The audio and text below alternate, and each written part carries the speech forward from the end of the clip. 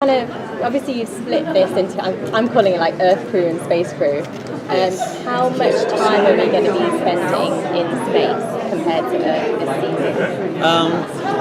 I would say it's equal parts. Yeah, there's a nice balance between what's going on with our space team, what's going on the ground.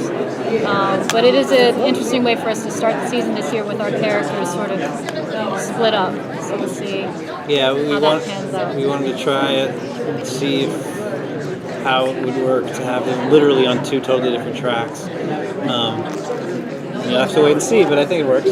Or maybe it doesn't, who knows? I don't know, it's not going to You tell us. I was curious, I know it's probably just me, but will we see, like, because Talbot at the end of season 5 was shut up into space, right. Are we going to see him, like, floating around? Floating around frozen in space? You'll have to wait and see. Yeah. It's a maybe.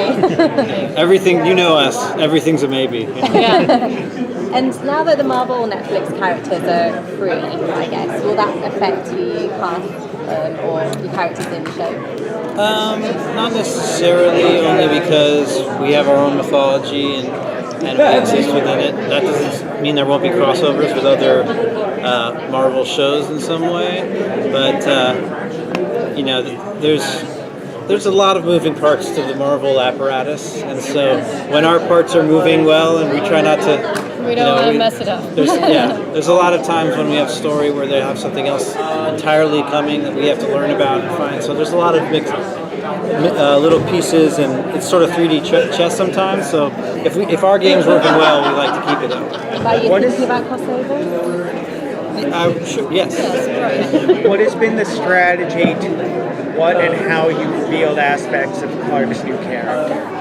What has been the strategy? Yeah. Well, our strategy is always to never reveal anything ever. And then people who are in charge of marketing are like, but what do we show them? Yeah. So, we knew he was going to be on the show, and that's all we really wanted to say at first. And clearly from what you've seen, it's a very different it's a different version of Clark Gregg. So we firmly believed from that any season would have to have him in it.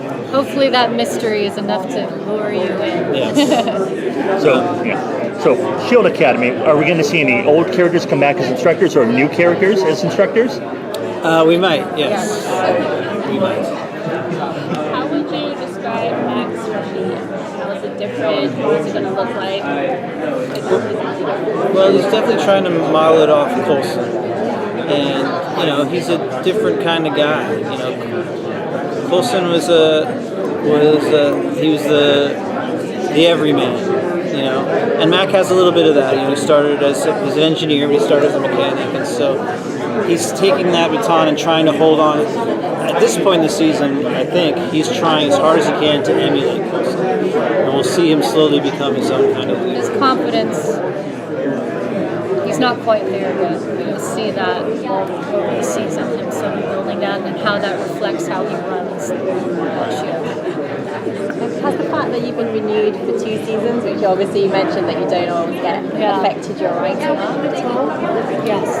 Yes, in that we can end season 6 with just a massive question mark, and then answer it later. So we're going to get a cliffhanger. We don't have to tie it up with the bow and then go, there's more, and undo the bow and go, we can sort of Also leave things hanging. with the shorter order, it's the way we've mapped it out. It's been similar to what we've done before, but now it's just broken down into 2 seasons. Has it been challenging working with less episodes instead of more? To tell the story you want to tell?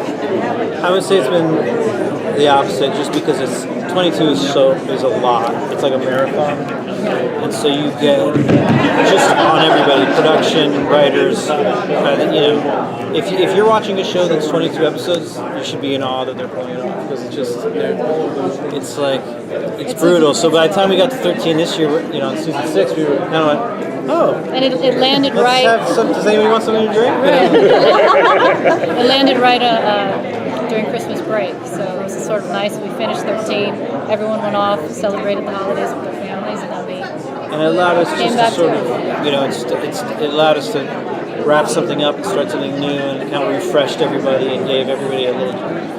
So it's funny, we were all saying coming into today, because we're in the middle of shooting 7, that and the fact that 6 hasn't even aired yet, yeah. our brains were going to be all tied up in a pretzel just trying to figure out what are we we're talking about. Yeah. There's bound to be a spoiler that falls out of our mouths, but In fact, you should probably just. I just stopped talking. About to happen.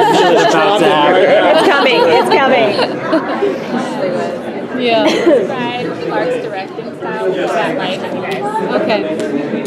I mean, he's very good. You know, he's done it before, so he's a veteran. But I mean, he knows the actor. Right, and he's already such a leader as a person and amongst the entire production, the cast, and so it was just like a natural evolution for him to then be at the helm of set.